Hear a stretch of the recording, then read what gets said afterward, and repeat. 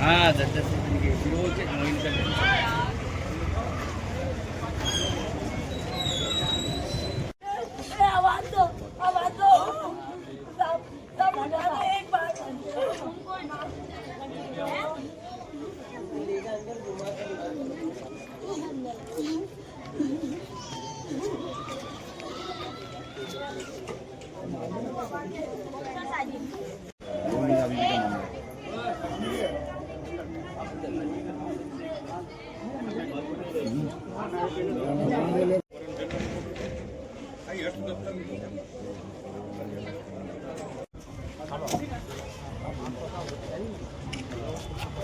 एक मिनट बेटा एक minute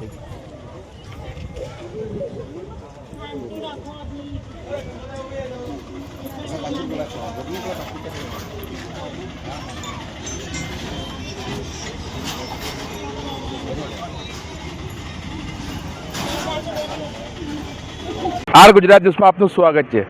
Sarkhej RCC Fatewadi road ઉપર બપોરે 12 વાગ્યાની આસપાસ એક હત્યાની ઘટના સામે આવી હતી અને સરખેજ પોલીસના ઉચ્ચ કક્ષાના અધિકારીઓ ઘટના સ્થળ પર પહોંચી ગયા હતા અને ઘટના સ્થળ પરથી સૂત્રો દ્વારા માહિતી પ્રમાણે એક આરોપીની ધરપકડ કરવામાં આવી હતી અને માહિતી મળતી પ્રમાણે એ જે યુવક હતો એને એની પત્ની જે બીજા યુવક જોડે લગ્ન કર્યા હતા અને 5 વર્ષ પહેલાં લગ્ન કર્યા હતા અને આજે જે 2 દિવસથી પતિ પત્ની વચ્ચે ઝઘડો ચાલતો હતો ત્યારે પૂર્વ પતિને સમાચાર મળતા કે તારી પત્નીને મારે છે અને તારા છોકરાઓને પણ મારે છે ત્યારે જે જગ્યા ઉપર ગયો ત્યારે બંને પતિ વચ્ચે ઝઘડો થયો હતો અને ઝઘડા પછી એકબીજા ઉપર ઘા માર્યા હતા અને આ ઘટનામાં એક જે સમીર નામનો યુવક હતો ત્યાં ઘટના સ્થળ પર જ મોત થઈ ગયો હતું અને પોલીસ કાફલો ઘટના સ્થળ પહોંચી અને વધુ તપાસ હાથ ધરી છે। રઈસ સૈયદ, ફતેવાડી, અમદાવાદ। સાહેબ આજે ફતેવાડીમાં હત્યાનો બનાવ બન્યો છે, શું છે સમગ્ર મામલો અને શા કારણસર હત્યા કરવામાં આવી? એમાં છે સરખેજ પોલીસ સ્ટેશનની અંદર ફતેવાડીનો અમુક એરિયા આવે છે તો ત્યાં આજરોજ પોલીસને પહેલાં પીસીઆર પર ફોન આવેલો એટલે પોલીસને પીસીઆરની ગાડી ત્યાં ગઈ તો ત્યાં મારામારી થયેલી અને એક આરોપી ભાગવા જતો હતો જે પીસીઆરને વર્દી મળી તેને પકડી લીધો।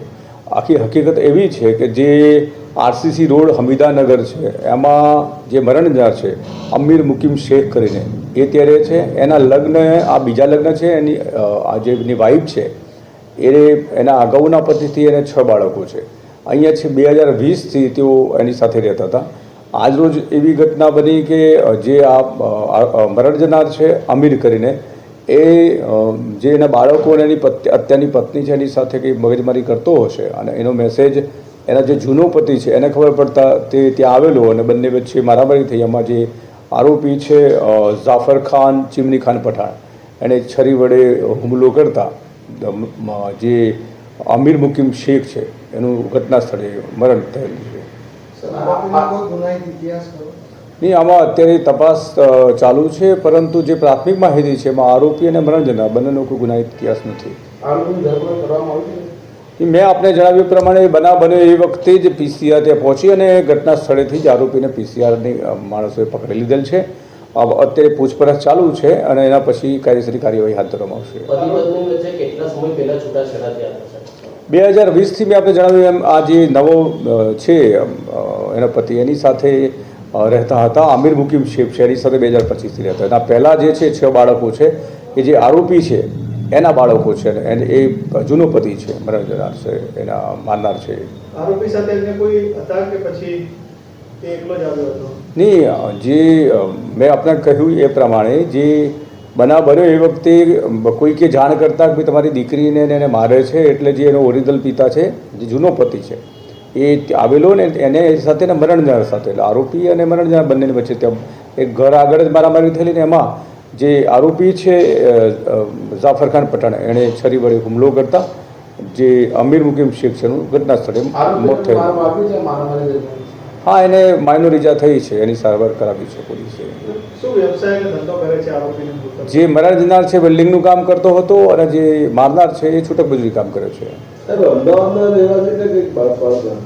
જે મરણ જનાર છે એ બેઝિકલી યુપીના છે અને મારનાર તે જમાલપુરનો છે, અત્યારે ફતેવાડીમાં રહે છે। એ પોલીસ રેકોર્ડ પર કોઈ માહિતી આવી ઉપલબ્ધ નથી।